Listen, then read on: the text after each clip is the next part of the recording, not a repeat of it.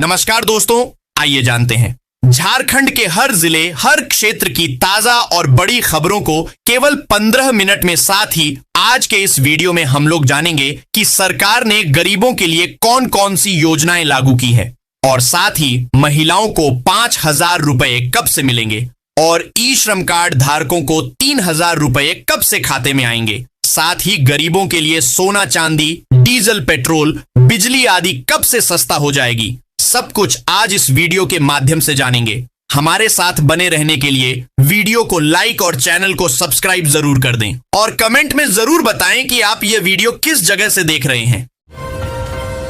झारखंड में राज्यसभा चुनाव के पहले में झारखंड मुक्ति मोर्चा और कांग्रेस सियासी बयानबाजी के राजनीतिक हलचल तेज हो गई है। झारखंड कांग्रेस के पूर्व अध्यक्ष प्रदीप कुमार बलमुचू ने कहा कि ऐसा लग ही नहीं रहा है कि झारखंड में गठबंधन सरकार में पार्टी की भी कोई सहभागिता भी है।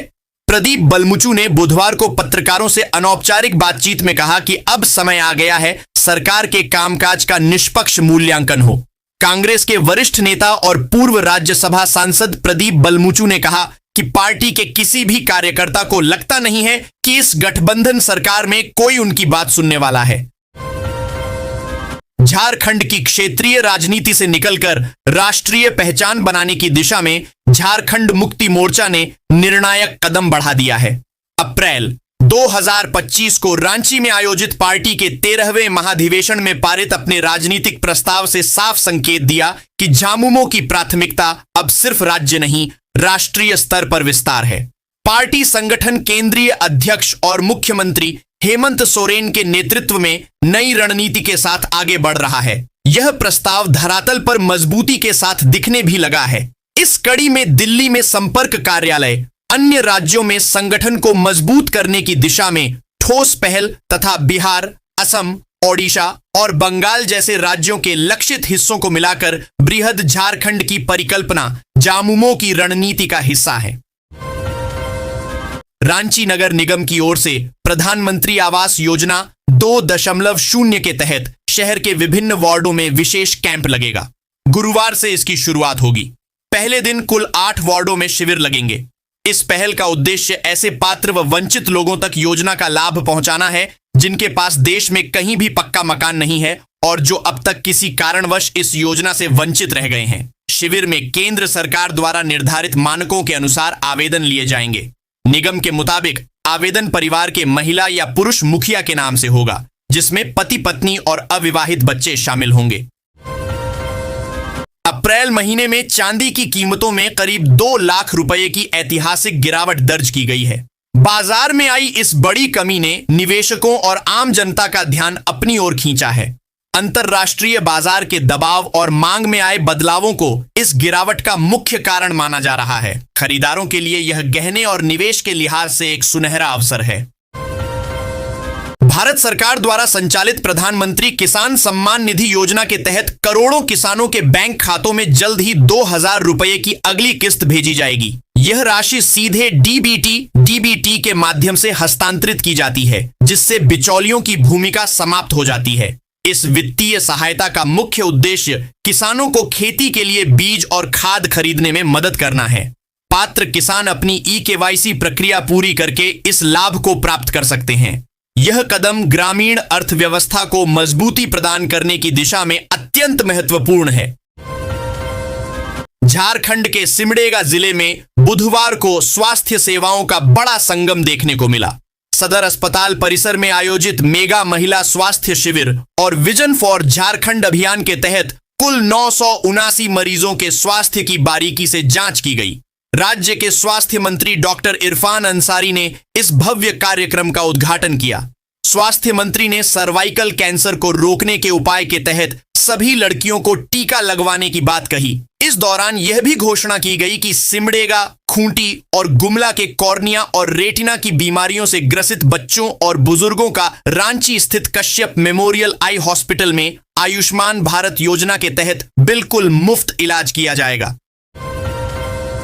झारखंड की राजधानी रांची को आधुनिक और स्मार्ट सुविधाओं से लैस करने की दिशा में राज्य सरकार ने अपनी सक्रियता बढ़ा दी है। मुख्यमंत्री हेमंत सोरेन ने बुधवार को रांची स्मार्ट सिटी परियोजना के लिए गठित हाई पावर कमेटी की बैठक की अध्यक्षता करते हुए निर्देश दिया कि परियोजना के क्रियान्वयन में आ रही सभी अड़चनों को अविलंब दूर कर काम को गति दी जाए।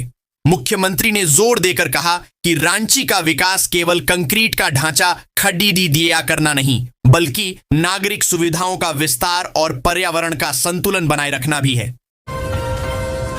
टाटा मोटर्स प्रबंधन और टाटा मोटर्स वर्कर्स यूनियन के बीच बीते 19 मार्च को हुए ग्रेड रिवीजन समझौते को लेकर मंगलवार को हलचल रही।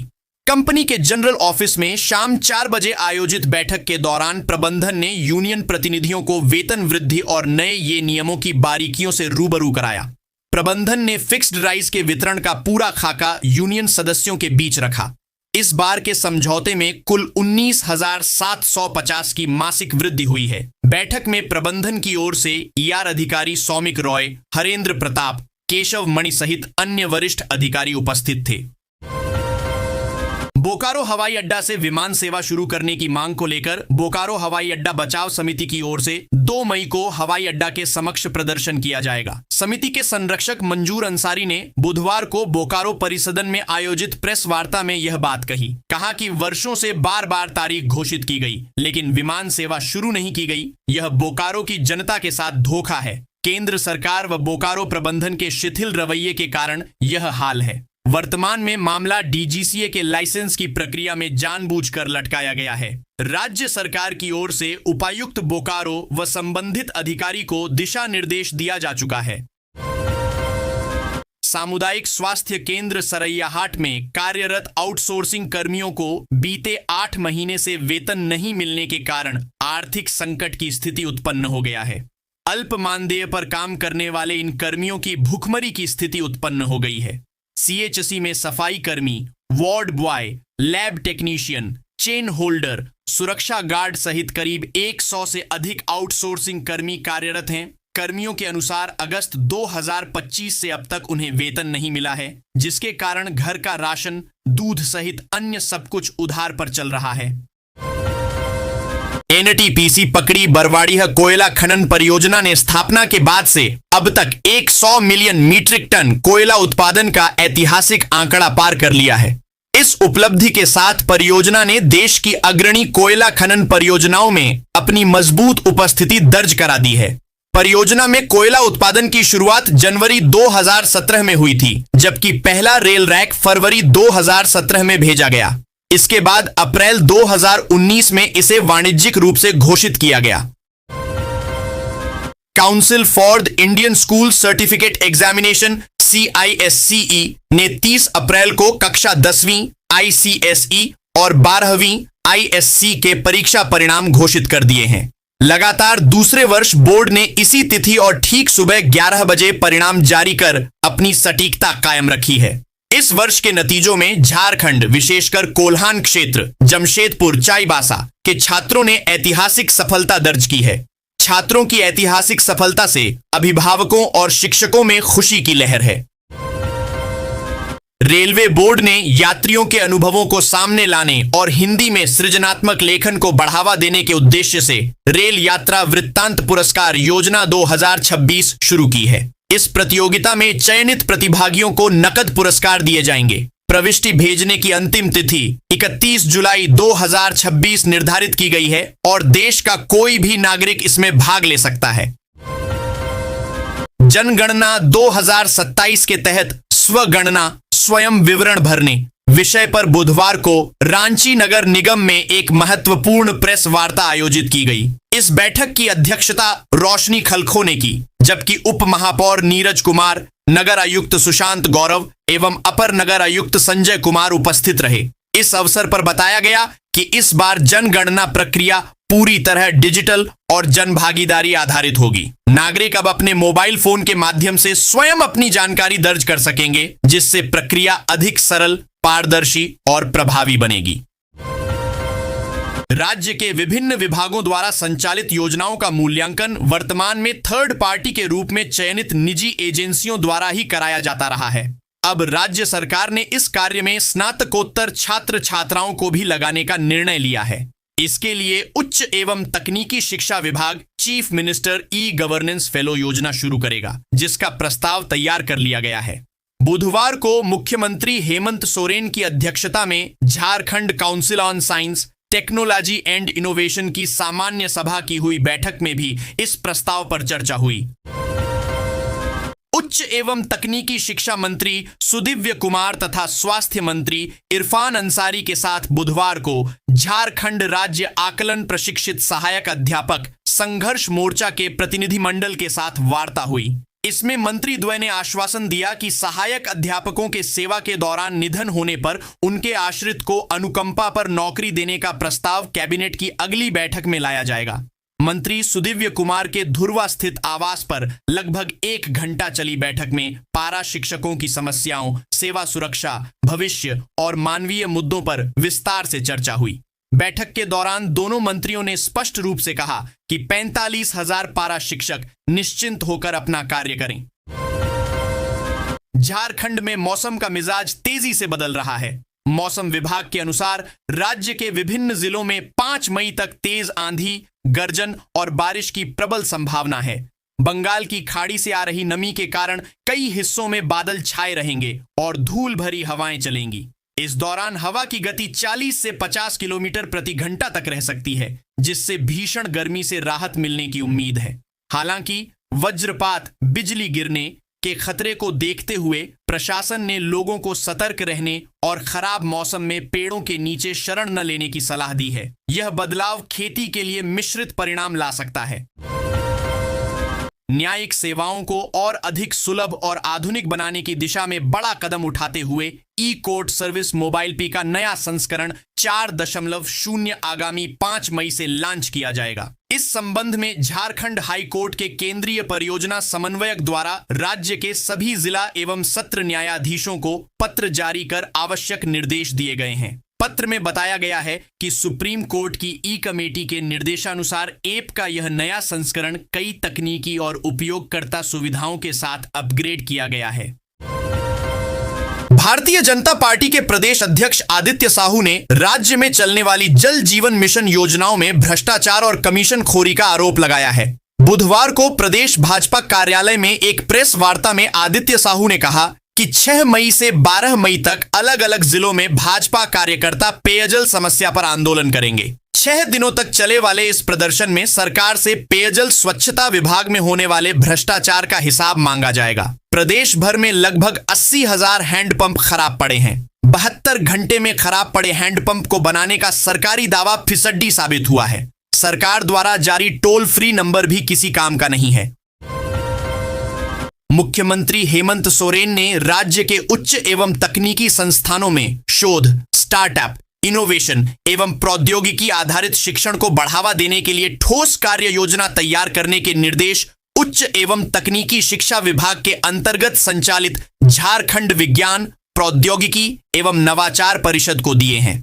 उन्होंने परिषद की सामान्य सभा की बैठक की अध्यक्षता करते हुए कहा कि विज्ञान एवं नवाचार को समाज एवं शासन की वास्तविक आवश्यकताओं से जोड़ना समय की मांग है। बैठक में राज्य में विज्ञान, प्रौद्योगिकी, शोध एवं नवाचार को सुदृढ़ बनाने तथा उच्च एवं तकनीकी शिक्षण संस्थानों में नवाचार आधारित वातावरण विकसित करने को लेकर विस्तृत विचार विमर्श किया गया। संताल परगना क्षेत्र में बिजली आपूर्ति को मजबूत और निर्बाध बनाने की दिशा में अमड़ापाड़ा, जियापानी में 132/33 केवी ग्रिड सब स्टेशन का निर्माण कार्य पूरा कर लिया गया है। इस ग्रिड सब स्टेशन को 19 अप्रैल 2026 को जीरो लोड पर सफलतापूर्वक चार्ज कर दिया गया है। परियोजना के उद्घाटन के लिए मुख्यमंत्री हेमंत सोरेन से समय मांगा गया है। मई के प्रथम सप्ताह में किसी भी दिन मुख्यमंत्री इसका औपचारिक उद्घाटन कर सकते हैं। झारखंड हिंदू धार्मिक न्यास बोर्ड की ओर से अधिसूचना के खिलाफ पहाड़ी मंदिर विकास समिति की ओर से झारखंड हाई कोर्ट में अवमानना याचिका दाखिल की गई है। उक्त याचिका समिति की ओर से अधिवक्ता अभय मिश्रा और आद्या मिश्रा ने याचिका दाखिल की है, जिसमें हाई कोर्ट के पूर्व के आदेश का अनुपालन नहीं करने और उसका उल्लंघन करने का आरोप लगाया गया है। पूर्व में कोर्ट ने समिति के सुनवाई का मौका देते हुए उचित निर्णय पारित करने का आदेश दिया गया था, लेकिन न्यास बोर्ड ने एकतरफा कार्रवाई करते हुए समिति भंग कर दी है। राजधानी रांची में लंबे समय से लोगों को परेशान कर रही ट्रैफिक जाम की समस्या अब काफी हद तक कम होने की उम्मीद है। सरकार ने 2 महत्वपूर्ण फ्लाईओवर परियोजनाओं को प्रशासनिक स्वीकृति दे दी है। इसके निर्माण के बाद शहर के प्रमुख मार्गों पर आवागमन तेज, सुगम और समय बचाने वाला हो जाएगा। खास तौर पर हरमू अरगोड़ा, डिबडीह और Karamtoli science city Chiraundi route पर लोगों को बड़ी राहत मिलेगी। झारखंड में आगामी राज्यसभा चुनाव को लेकर राजनीतिक सरगर्मी तेज हो गई है। सत्ता पक्ष से लेकर विपक्ष तक संभावित उम्मीदवारों के नामों पर मंथन शुरू हो चुका है। इसी बीच एक बार फिर उद्योगपति और पूर्व राज्यसभा सदस्य परिमल नथवाणी का नाम राजनीतिक गलियारों में चर्चा का केंद्र बन गया है। हालांकि अभी तक न तो सत्तारूढ़ गठबंधन की ओर से और न ही भाजपा की तरफ से किसी उम्मीदवार की आधिकारिक घोषणा की गई है, लेकिन यह चर्चा जोरों पर है कि नथवाणी एक बार फिर राज्यसभा की राजनीति में अपनी किस्मत आजमा सकते हैं। केंदुआ और सोनारडीह के टंडाबाड़ी में हुई भूधंसान की घटना को लेकर लोगों में आक्रोश देखा जा रहा है। ऐसी घटनाएं न हो, इसके लिए खान सुरक्षा महानिदेशालय डीजीएमएस से पूरे अग्नि प्रभावित क्षेत्र का सर्वे कराने की मांग की गई है। इसके साथ ही डीजीएमएस की समय समय पर होने वाली निरीक्षण रिपोर्ट को भी सार्वजनिक किया जाए, ताकि धनबाद के लोगों को यह पता चला कि कोयला निकालने के बाद बालू भराई हुई या नहीं। गैस सिलेंडर की किल्लतों को देखते हुए अब पूरे झारखंड में हरियाणा की तरह एलपीजी सिलेंडर देने की कवायद शुरू कर दी गई है। यह व्यवस्था उनके लिए है जिनके घरों में शादी विवाह या अन्य पारिवारिक आयोजन हो रहे हैं, जिसमें लोगों को जुटान अधिक होता है। इस दौरान सिलेंडर की किल्लत न हो, इसके लिए 3 सिलेंडर एक बार में देने की व्यवस्था बनाई गई है। मध्य पूर्व में ईरान के साथ इजराइल और अमेरिका युद्ध के कारण एलपीजी की किल्लतें सामने आ रही थीं। विशेषकर शादी विवाह या फिर ऐसे पारिवारिक आयोजन जिसमें लोगों को अधिक जुटान होता था, वहां लोग ब्लैक में सिलेंडर लेने को मजबूर थे। लेकिन अब झारखंड में ऐसा नहीं होगा। ऐसे घरों में राज्य सरकार 3 सिलेंडर देने का काम शुरू कर दिया है। केंद्र सरकार ने अप्रैल 2026 में सेंट्रल इलेक्ट्रिसिटी अथॉरिटी के नियमों में बदलाव करते हुए स्मार्ट मीटरों के लिए प्रीपेड बिलिंग को अनिवार्य नहीं रखा है। अब प्रीपेड सुविधा उपभोक्ताओं के लिए वैकल्पिक हो गई है। संचार नेटवर्क वाले इलाकों में स्मार्ट मीटर लगाने का काम समय सीमा के अनुसार जारी रहेगा। केंद्र ने साफ कहा है कि किसी भी उपभोक्ता पर स्मार्ट प्रीपेड मीटर जबरदस्ती नहीं थोपा जाएगा। इस बीच उत्तर प्रदेश में उपभोक्ताओं के विरोध और बिलिंग संबंधी शिकायतों के कारण अप्रैल 2026 में स्मार्ट मीटर लगाने का काम अस्थायी रूप से रोक दिया गया है। गौरा इंटरप्राइजेस के प्रोपराइटर से रंगदारी मांगने के मामले में बुधवार को कांड के अहम गवाह जितेंद्र चौहान ने धनबाद के जिला एवं सत्र न्यायाधीश दुर्गेश चंद्र अवस्थी की अदालत में अपना बयान दर्ज कराया। धनबाद के सांसद ढुलू महतो के अधिवक्ता नीरज बीसीआर ने बताया कि गवाह ने प्राथमिकी का समर्थन किया। हालांकि प्रति परीक्षण में उसने घटना की जानकारी नहीं होने की भी बात कही। सुनवाई के दौरान सांसद ढुलू महतो उपस्थित नहीं थे,